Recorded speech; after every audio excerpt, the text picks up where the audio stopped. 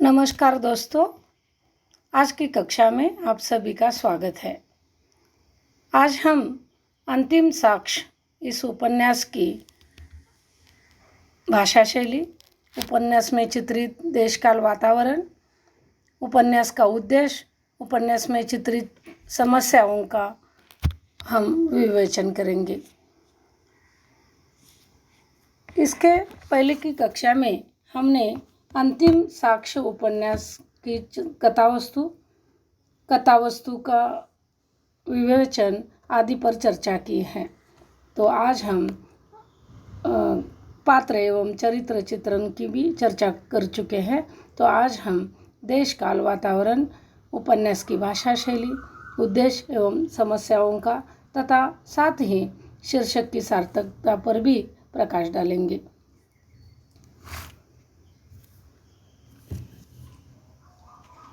उपन्यास की कथावस्तु के साथ उसके चरित्रों का जिस प्रकार महत्व होता है, उसी प्रकार उन चरित्रों के निर्माण में तत्कालिक परिस्थितियों का भी योगदान होता है, जिनके घात प्रतिघात से मानव जीवन परिचालित होता है।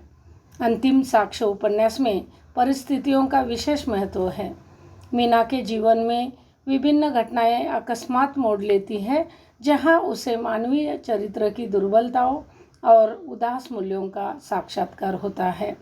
मातृपितृ विहीन बालिका का जीवन चाचा चाची के अत्याचार से भरा है और बूढ़े लाला की वधू बनती है, पर वही बूढ़ा लाला उसके जीवन में उसका रक्षक बनकर हमारे सामने आता है। उसके प्रति दयाद होता है और उसके शील की भी रक्षा करता है। बूढ़े लाला का यह दोहरा चरित्र है। इसी प्रकार जगन और मदन लाल जैसे लंपटों के बीच गुजरती जिंदगी में कोटे पर जहाँ केवल देह ही सब कुछ है, उसे संगीत शिक्षक का साथ मिलता है, जो उसे जीवन में एक नया रास्ता दिखाते हैं। इस प्रकार परिस्थिति की घात प्रतिघात हर जगह होता है। जब जब वह स्त्री के रूप में जीना चाहती है, उसे धोखा ही मिलता है और एक सामाजिक जीवन में आश्रय उसे मिलता है। देशकाल की दृष्टि से यह उपन्यास जम्मू को केंद्र में रखकर लिखा गया है। चंद्रकांता जी को कश्मीरी लोक जीवन से गहरा लगाव है, प्रेम है और वहाँ की लोक परंपरा, जनजीवन की वे बहुत बली जानती है। अपने पहले उपन्यास में जहाँ समस्या सार्वदेशिक होती है, वही कश्मीर और वहाँ की प्रकृति को वे नहीं भूलती। बार बार उनके उपन्यास में कश्मीर की प्रकृति को अपने सुंदर रूप में उभारती हुई हमें दिखाई देती है। वातावरण के माध्यम से भावना की अभिव्यक्ति उभारने में वे अप्रतिम हैं। वह लिखती है, बावड़ा बाजार के बाएं हाथ एक संकरी सी ढक्की टेढ़ी मेढ़ी बल खाती हुई नदी तक चली गई है। फिसल झंडे की तरह ऊपर से नीचे जाती वह गली वाली सड़क पर एक बूढ़े पीपल के पास चौड़ी होकर 4 नन्ही पगडंडियों में बट गई है। यह कश्मीर के वातावरण का चित्रण यहाँ हमें दिखाई देता है। अंतिम साक्ष्य चंद्रकांता जी का प्रारंभिक उपन्यास है, पर भाषा शैली और संवाद योजना की दृष्टि से यह बहुत ही सक्षम और प्रौढ़ उपन्यास है।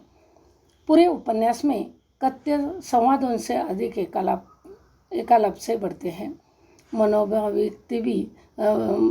व्यक्ति को चंद्रकांता जी ने बड़ी चतुराई से उकेरा है और यही कारण है कि संवाद है भी तो अंतर्मन की परतों को खोलने के लिए। कथा नायिका मीना मौसी लगभग न के बराबर बोलती हैं। उनके अश्रु प्रवाह ही सब कुछ कह देते हैं। संगीतकार मास्टर कहते हैं, मीनू तुम रोए जा रही हो, यह भी नहीं पूछा क्यों जा रहा हो। मीनू कातर आंखें उठा देखती रही। इसी प्रकार उपन्यास के अंत में मीना मौसी केवल विकी का हाथ पकड़कर आगे बढ़ा देती हैं। सही कहा गया है, जब शब्द चुप हो जाते हैं भाषा तभी प्रारंभ होती है।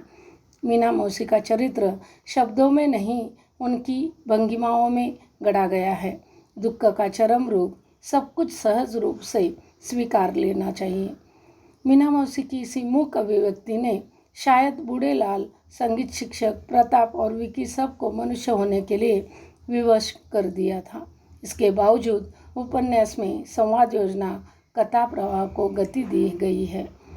छोटे छोटे सहज हिंदुस्तानी भाषा में संवाद जो जम्मू की हिंदी की याद दिलाते हैं और जिनमें आंचलिकता के साथ उर्दू और हिंदी का मिश्रण भी बहुत मिलता है। चंद्रकांता जी की भाषा की यही विशेषता है। वे पाठक को समझाती नहीं, बतियाती चलती है। छोटे छोटे बाह्य दृश्य के साथ पाठक स्वयं उनके पात्रों के साथ चलता है। भाषा सरल और प्रवाह पूर्ण तो है ही, आंचलिक पुट लिए हुए भी है। वातावरण निर्माण में भाषा अद्भुत बनी हुई है। इस प्रकार अंतिम साक्ष्य का विवेचन करने से यह स्पष्ट होता है कि यह एक ऐसी नारी की कथा है जिसने जिंदगी में सब कुछ स्वीकार कर भी कुछ नहीं पाया। विवाह के बाद वह दुल्हन नहीं बन सकी, शरीर केवल भोग की वस्तु बना रहा। प्रेम मिला पर वह प्रेमिका नहीं बन सकी, केवल रकेल बनकर रह गई। लेकिन अंत में वह दुल्हन, प्रेमिका और रकेल कुछ भी नहीं रह सकी। मीना मौसी की असफलताओं के साथ इस उपन्यास की एक विशेषता है, नए समाज में टूटते परिवार की व्यथा कथा भी है और इन परिवारों की समस्याएं जो है वह इस उपन्यास की प्रमुख समस्या है। परिवार में उभरते अविश्वास, नई पीढ़ी के अलगाव की व्यथा भी उपन्यास में चित्रित हुई है। जिस प्रेम के कारण यह परिवार बिखरा है, उसी प्रेम में अंत में विक्की भी पड़ता है, पर वह यह नए सृजन का एक स्वर है, एक पारंपरिक परिवार का विद्रोह नहीं। समग्र रूप से नारी मन और नारी जीवन की पीड़ा का यह उपन्यास बहुत ही अद्भुत और यथार्थ जान पड़ता है। अंतिम साक्ष्य यह उपन्यास का शीर्षक है। इस शीर्षक की सार्थकता उसकी कथा में हमें दिखाई देती है।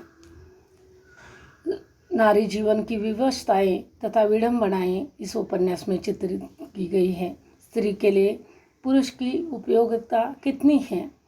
स्त्री को प्रेम, स्नेह, दया एवं करुणा से सामाजिक प्रतिष्ठा नहीं मिलती, जबकि एक पत्नी या गृहिणी बनकर उसे मिलती है। यहाँ इस उपन्यास में दिखाया गया है। पति पत्नी के बीच तीसरी स्त्री का आना पारिवारिक बिखराव का कारण बन जाता है। यह भी एक समस्या के रूप में हमारे सामने आता है।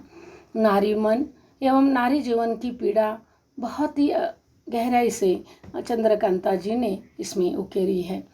प्रेम के कारण परिवार का बनना, बिगड़ना, टूटना, यह परिवार में चित्रित समस्याओं को हमारे सामने ले आता है। मीना के मनहूस एवं अभागी जीवन की साक्ष्य हमारे सामने रखता है। नारी अत्याचार एवं शोषण की साक्ष्य भी यह उपन्यास है। हवेली के धर्मशाला बनने तक की सारी दर्द भरी घटनाओं की यह अंतिम साक्ष्य है। कई जीव और जीवन की त्रासदीपूर्ण गाथा अंतिम साक्ष्य बनकर रह जाती हैं। स्वाभाविक जीवन जिजीविषा की साक्ष्य भी यह उपन्यास है। विवाह पूर्व, विवाहेतर प्रेम संबंध की साक्ष्य बनकर हमारे सामने आता है। इस उपन्यास में अनमेल बेमेल विवाह, अंतर्जातीय अंतर्धर्मीय विवाह की साक्ष्य भी हमारे सामने रखता है। स्त्री अस्मिता, अस्तित्व, अत्याचार, शोषण एवं जिजीविषा की साक्ष्य बनकर भी हमारे सामने यह उपन्यास आता है। यह शीर्षक शोषण के विभिन्न स्तरों को हमारे सामने रखता है, जो जीवन मूल्यों को ध्वस्त हो रही साक्ष्य हमारे सामने रखता है। साथ ही प्रस्तुत उपन्यास में टूटते परिवार की साक्ष्य देता हुआ यह उपन्यास बहुत गहराई से हमें सोचने के लिए मजबूर करता है। विक्की, सुरेश, मीना, बाजी, बाऊजी के जीवन के घात प्रतिघात साक्ष्य बनकर हमारे सामने आते हैं। मीना के अकेलेपन और बाजी के सुनेपन की साक्ष्य चंद्रकांता जी का